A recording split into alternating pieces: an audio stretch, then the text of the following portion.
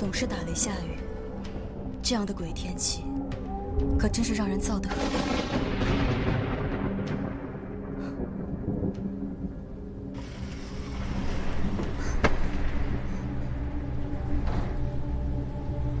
老爷这个时辰肯定还在书房习作。补汤煮好了吗？煮好了，夫人。按照我的吩咐做的吗？是，夫人。煮了3个时辰，菜梗都烂熟了。那就好，去送吧。是。哎，让老爷别太辛苦了。哎。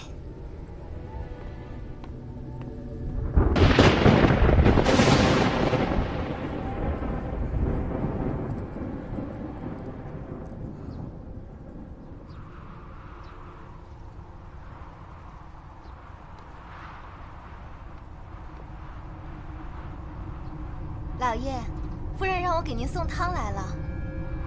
老爷，老爷。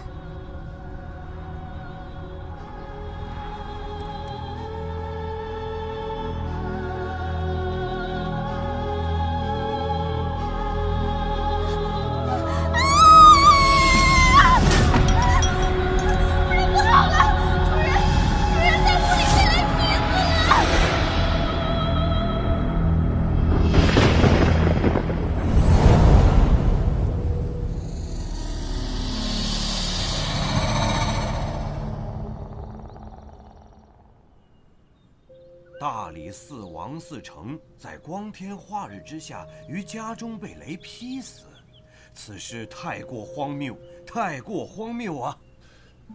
莫非这王嗣成贪赃枉法，操了天谴？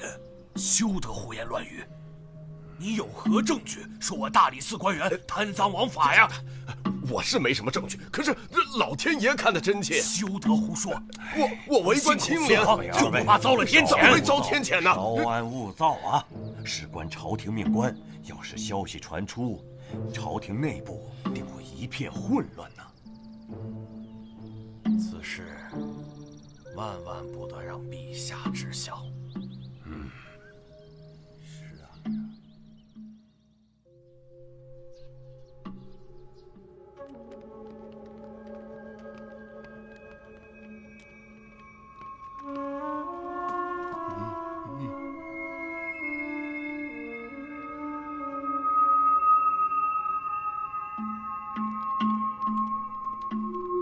三胖，上房检查。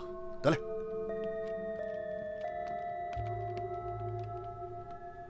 昨夜可有什么异常？府中一向门禁森严，又有专人看守，未见任何异常啊。王嗣成一直在书房中。哎，是。每天晚上主人都在房中习作。啊，是。可有人进出过？府中昨夜没有客人来访。主人平日里在房中处理公务，总是房门紧闭，听不得半点喧闹。没有吩咐，我们都不敢轻易打扰。是吗？是啊。可是，主人怎么会在房中被雷给劈死？这说不通啊！是啊。老大，避雷的龙头我检查过了，没有任何动过的迹象。双叶，尸体怎么样？除雷击痕迹之外，无明显外伤，也没有发现中毒的迹象。不是，双叶，都烧成这样了，你咋看出来的？如果先中毒再死，尸体就不会呈现这样的状态。哎，你在质疑我？不，随口一问。哎，要我看啊，都是他黑心者的祸。要不这雷电长了眼睛，不劈别人，偏偏进房劈他。哎，你小点声，别被夫人听见。哎呀，不怕，他在房间里还休养着呢。再说了，实话还不让人说，平时就贪赃枉法，收那么多贿赂，能不得报应吗？哎，别说了。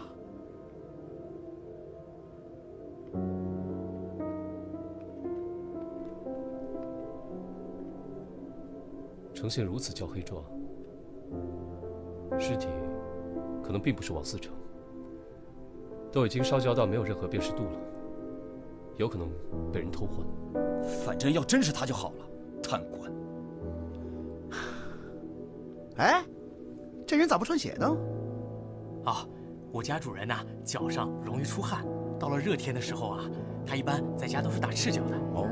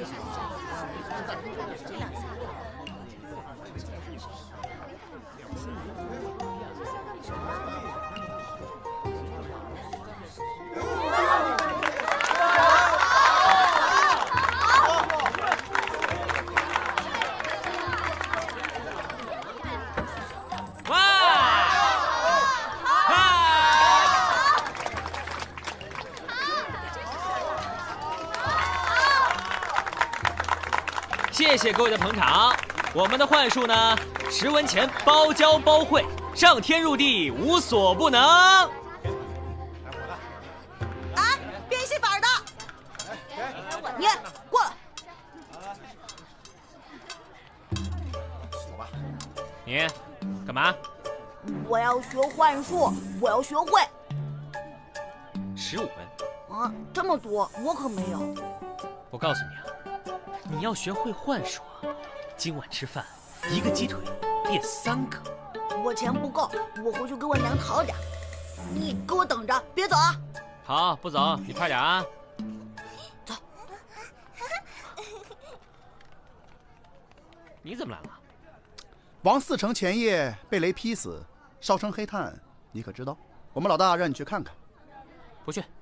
老大准备了香茅烤春鸡，吃不吃随你哦。烤鸡。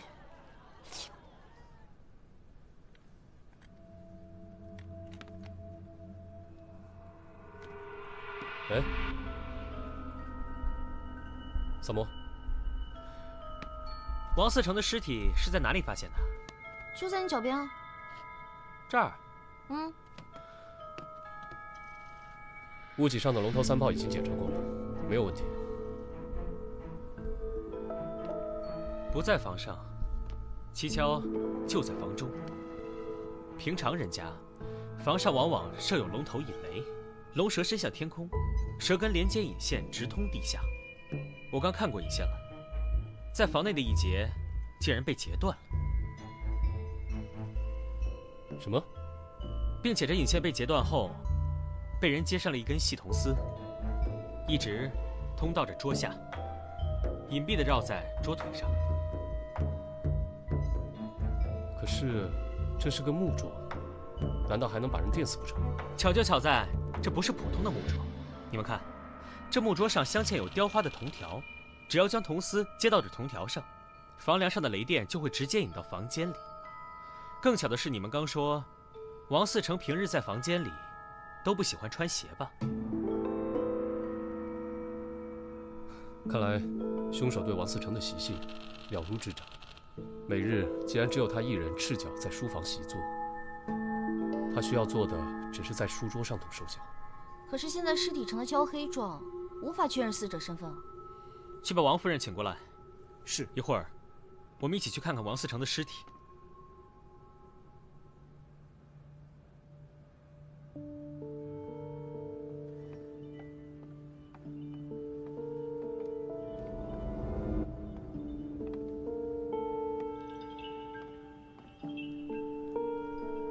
三魔，要问夫人什么，赶紧问吧。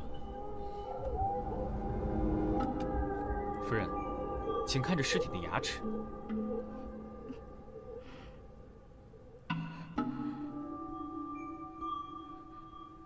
是不是王思成？是他，缺了3颗牙，是景泽。你怎么知道？今天我路过厨房的时候，碰巧看到了。哎，我为了办案看的。我今天去厨房，看到了下人给王思成煮的汤，把芹菜煮烂到那个程度，说明王思成一定是哑口不好。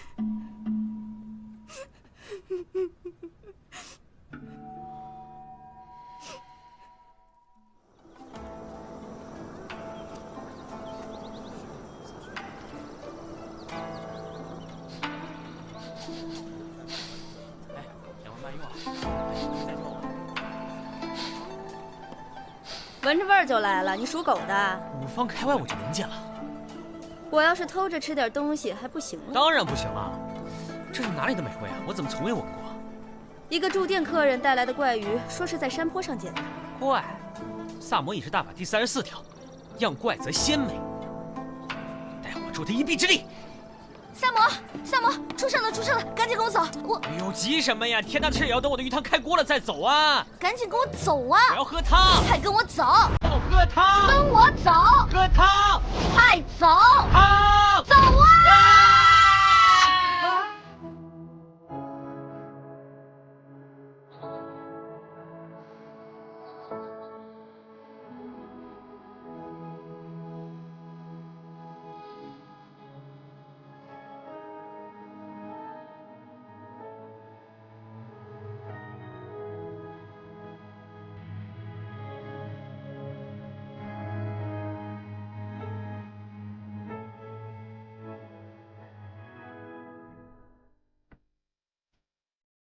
死者陈耀宗是个书生，伏案习作时被劈死在家中。哎，这尸体可真有造型感。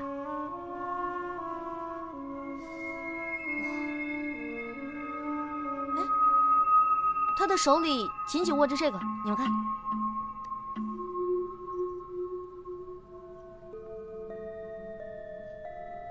你知道这是什么吗？这书生在平康房有一位私交甚好的小燕姑娘，这东西可能是他给的定情之物吧。来人，在，去把小燕姑娘找来。是。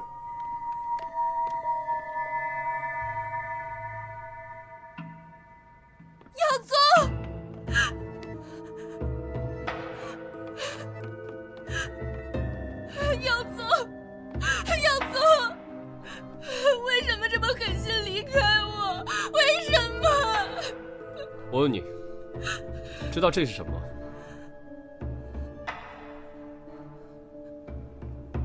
小女从未见过。官人，求你一定要帮忙破案啊！我可以给你当牛做马。别再做戏了，我觉得你杀死书生的可能性最大。什么？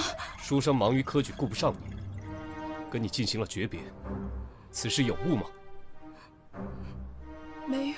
所以，你因爱生恨，杀了书生，并造成雷劈死的假象。不是。跟王思成的事件重合，企图逃过制裁。不对，凶手不是他。什么？什么？他浑身脂粉香气浓，装束庄重，并且身上有很强的酒气，妆容也有些花调，头发不整，应该是在妓院招待了一晚上客人吧。并且我推测，书生应该并不是要跟小燕姑娘断绝来往，而是许诺考取功名后就回来替她赎身。你手里紧紧握着的，就是书生送你的定情信物吧？小燕姑娘，我说的对吗？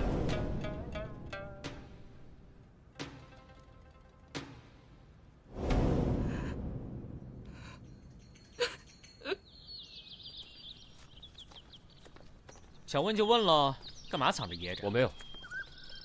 爱问不问，难受的是自己吗？哎，小撒，是我想问啊，那个你怎么发现小燕姑娘嚎啕大哭是为了玉佩的事儿？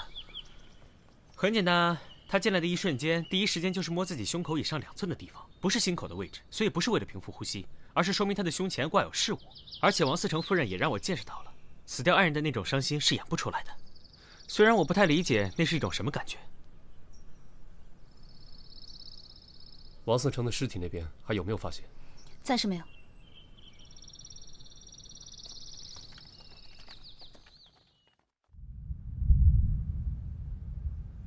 来，用力来！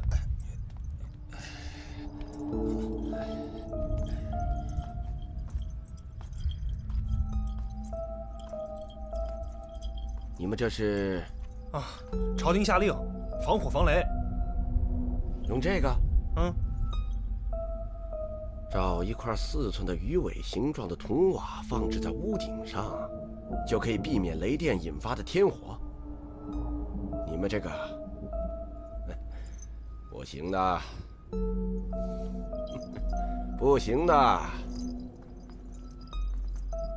东起泰山雷，南起衡山雷，西起华山雷，北起衡山雷，中起嵩山雷，五雷速发。欲请时行，阵图高猛，水前2骑，混一成阵。五雷，击毁皇陵，阴云变化，后见巡庭。伏击之，突发扬声，声雷急速行，急急如律令。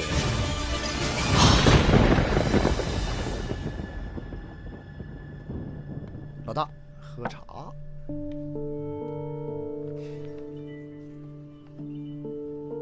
如果按照萨摩所说，可以排除小燕作案嫌疑的话，就要从别的地方入手了。大理寺城、书省，这2个案子，这2起雷击事件发生的时间相近，案情相似，想必必定有联系。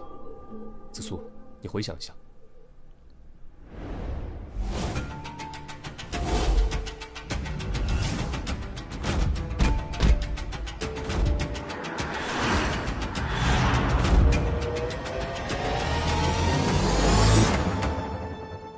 我想起王思成跟5年前一起强奸案有关，长孙家4公子被告强奸，那个死去的书生陈耀宗为其做了不在场证明，所以王思成以证据不足未将其定罪。这件事情很蹊跷，但是当时并没有更多详细的记载，均一笔带过。案子于武德9年农历11月初4未时结案，当日晴，艳阳高照，气温宜人。牛。当年案子的证人，果然是那个书生。这就是2人的联系。三炮，哎，你去探查一下那个妇女的亲人。好，这就去。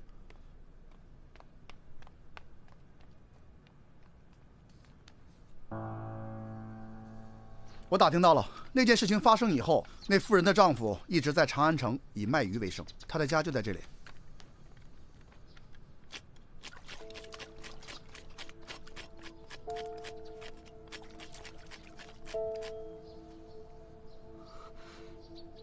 想必你已经知道大理寺城和书生的事情了。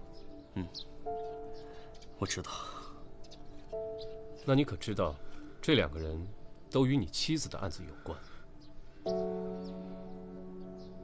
老天开眼，为我报仇雪恨。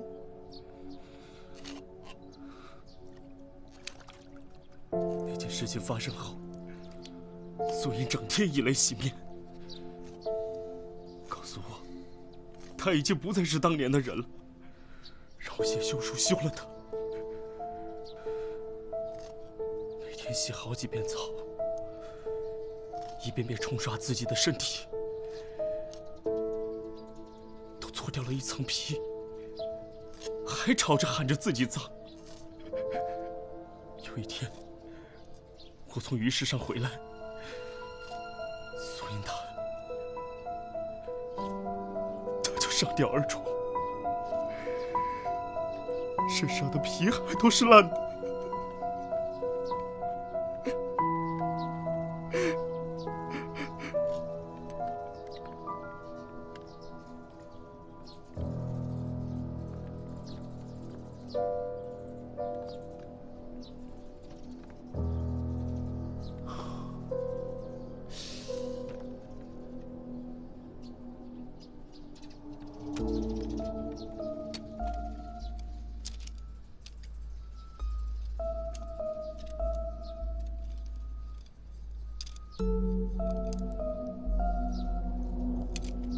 你现在是这个案子最大的嫌犯，这2个人的死跟你都脱不了干系，所以你必须要把事情说清楚。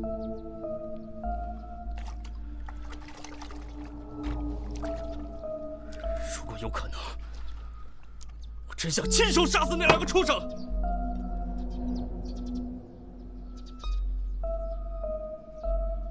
可是下大雨那天，我在东市卖完鱼，就急忙赶回了家中，哪里都没有去。邻居可以为我作证。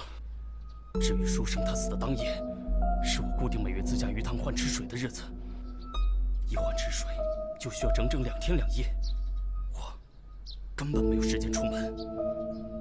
真是老天开眼，老天开眼呐！隔壁的渔夫跟你走动多吗？还可以，经常有往来啊。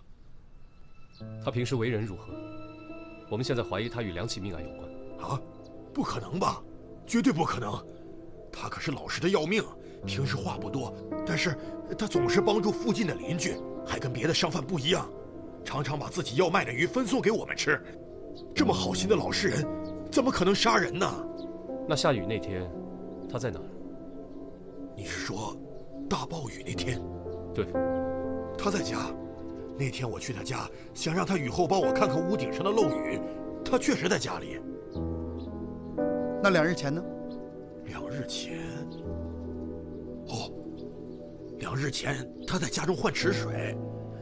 昨天早上我妻子还抱怨晚上睡得不好，是因为被王老汉家里巨大的换水声给吵醒了好多次呢。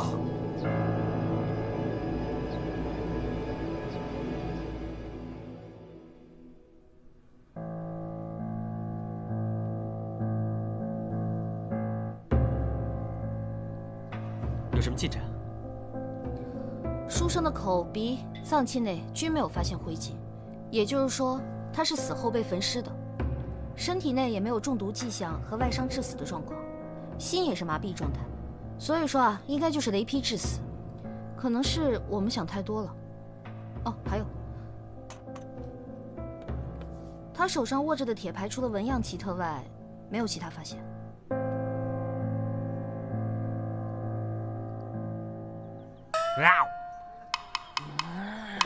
慢点吃啊，别噎着。世间没有会伤害我的食物。客官，里面请，里面请，不三不四招呼客人，快点快点。请。上面还有厢房啊。哇，我怎么从来没吃过这么好吃的鱼啊？这什么鱼啊？哪来的？最近的鱼市在卖很多奇怪的鱼，只要是我没见过的，我都会买来尝一尝。四娘，我发现你的手艺有进步哎。吃完赶紧朝案去，老娘等着收尾款呢。我差点忘了。你看这个。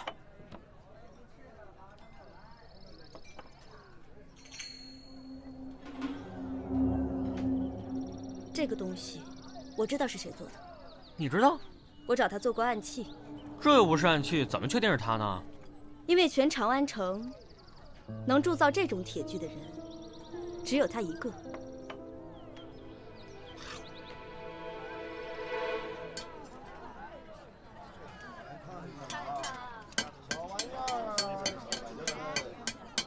小哥，啊，你看看，你认得这个吗？出自我之手，怎么不认得？那你可还记得你把这个铁牌卖给了谁吗？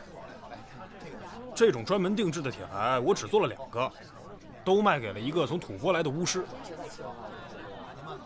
谢谢啊。好，都卖给了从吐蕃来的巫师。我也听坊间百姓说过，这个巫师通晓雷电之术，还知道大家如何安装避雷装置。要利用这一点和巫术来杀死大理寺丞和书生，都再容易不过。没错，吐蕃向来和我大唐战火不息，近来局势更是紧张。也许巫师正为该国派来的杀手，先灭大唐官员和才子，然后灭国。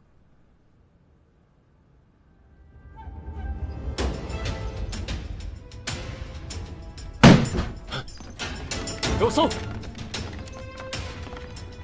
别再装神弄鬼了，我们都知道了。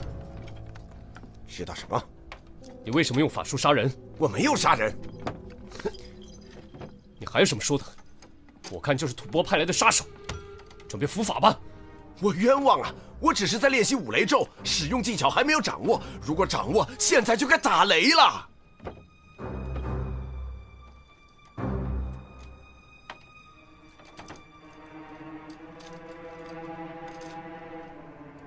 还敢狡辩？死者手中的铁牌，据说只卖给了你一个人，不是你是谁？这太可笑了！我确实在永乐坊的师傅那里买了这个铁牌，但是我是用来制作法器、一观天象使用的呀。少卿，找到这个，怎么样？的确和书生手中的一模一样。搜到新衣物。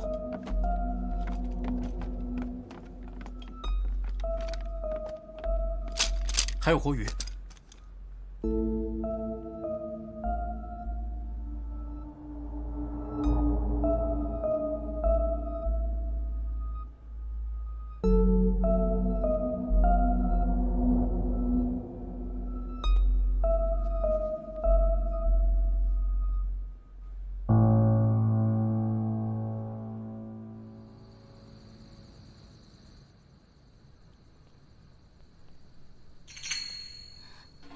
你看这，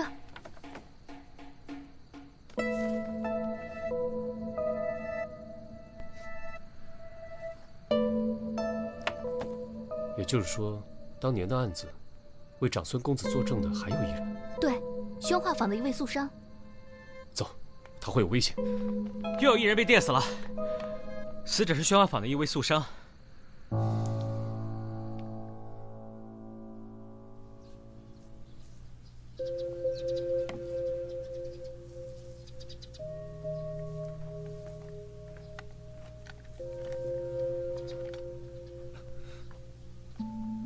你们怎么又来了？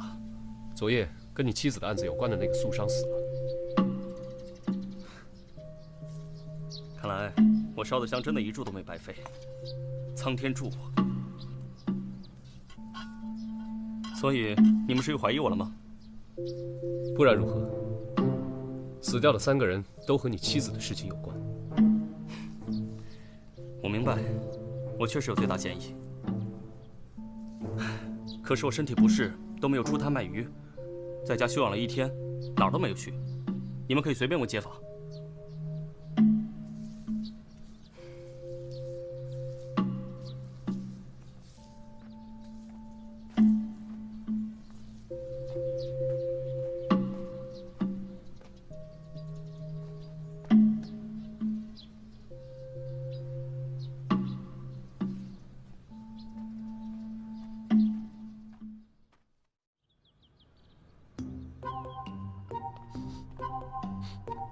来，老大，喝鱼汤。这鱼汤可炖了很久哦。哎，你傻呀？嚯，是挺烫啊。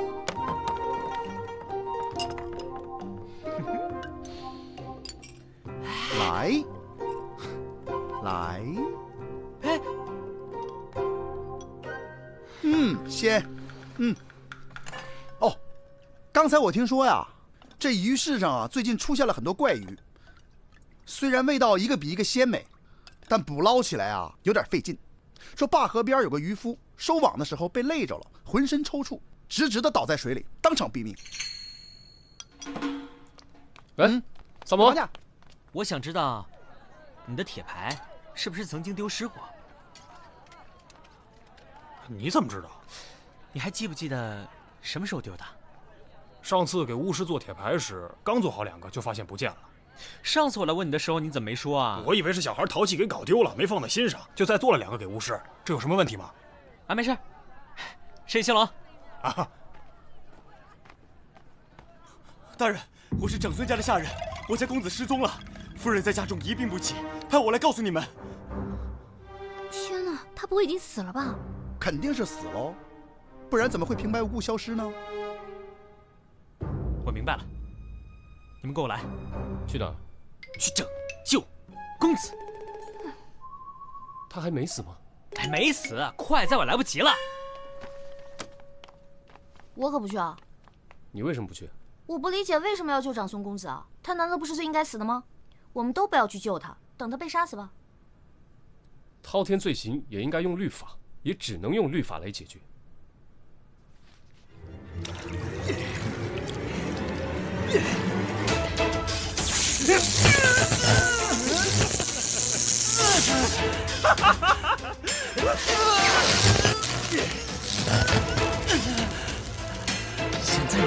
是痛苦了吧？去死吧！不要！不要！不要！不要！住手！闭嘴！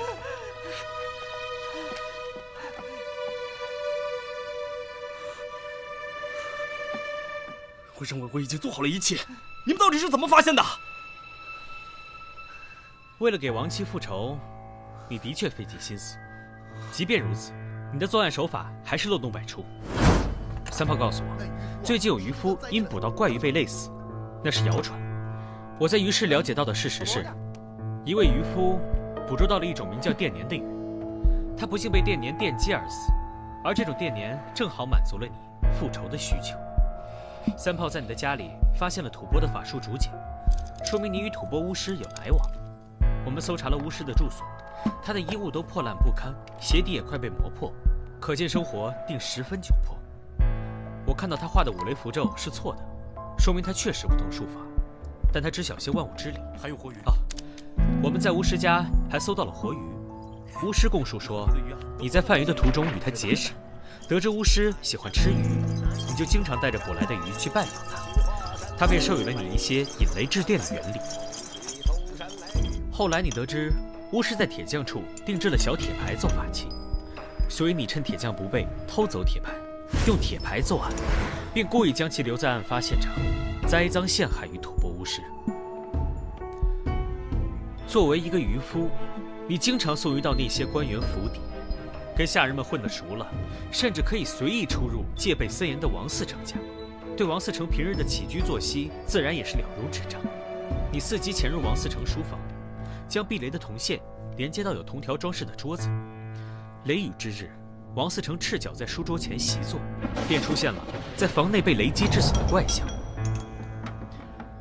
杀死书生时，你将水池中养的电鲶放在水缸里，并用板车拉到书生家，在书生睡梦中将绑有铜线的铁牌放在书生手里，然后把铜线另一头放入充满电鲶的水缸之中，书生当场被电死。然后你放火烧尸，再将其放回床上，营造与王嗣成一样在室内被雷劈的假象。平凶后，你把电鲶弃在了山坡上，以为会有畜生吃掉。一个住店客人带来的怪鱼，说是在山坡上捡的，没想到却被客人带回了樊舍，被四娘烹制，真巧。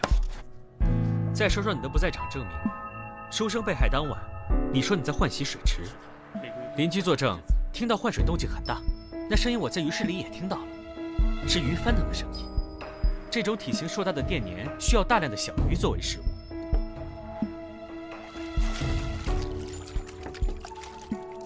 你将电鲶吃剩的小鱼分给了邻居，邻居还以为你是个好心的渔夫。你杀掉了王嗣成和书生之后，我们找到了你，你觉得事情快要败露，遂将素商杀死。从现场的痕迹和验尸结果推断，你杀死素商时异常仓促，手握木棍或木板，将其头按在了装有电鲶的水缸中，电死、烧焦。我在案发现场发现了大量的水迹。你说你当天生病没出门，可是为什么你的鞋子却全是泥巴？院子里装鱼的板车也是湿漉漉的。你有什么要反驳的吗？哼，我佩服你。不过，我的报复计划也快要完成了。没错，就是我杀掉他们。可他们都该死，都该死！那个软弱的书生，目击了苏银被这个混蛋强暴，但是却畏于强权，而做了假证。苏生当时在旁边戏谑嘲弄我妻子。王嗣成收了这个人的贿赂，而把案子压了下来。这些人都应该受到雷公的制裁。那个死去的渔夫，是我一起打鱼的朋友，就是死于电鲶击中。于是，我就萌生了这种方法复仇。现在就差最后一步了，我现在就要亲手杀死这个畜生！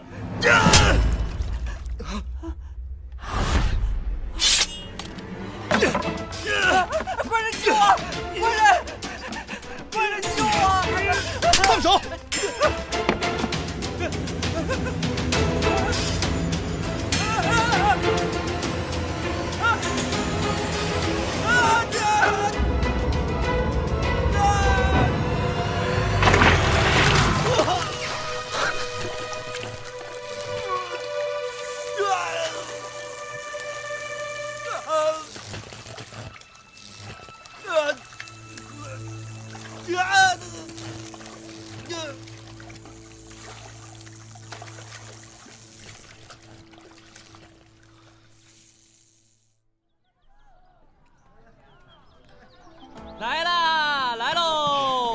久等了，久等了。哦，来！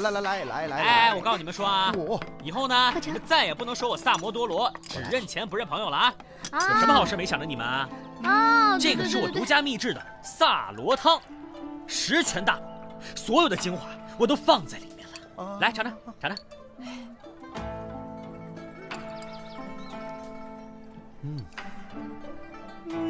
不错哦，真好喝。不过这渔夫虽然杀了人，从某种意义上来说，也算是替天行道了。总结的对，耶！那从某种意义上来说，咱们也算是替天行道了呀。什么意思啊？鱼汤，鱼汤挺好喝的。对啊，还行。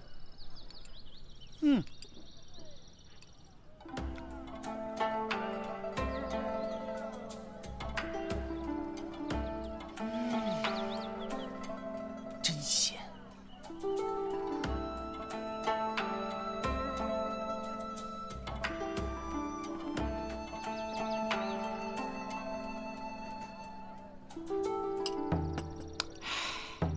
说不定，渔夫就在你们3个的肚子里呢。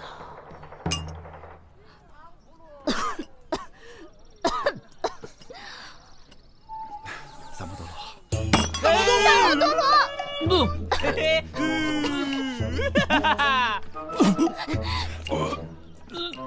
任何人都不能打着主持正义的名号，剥夺他人的生命权。我掐死你啊！我打！这是鲫鱼汤，鲫鱼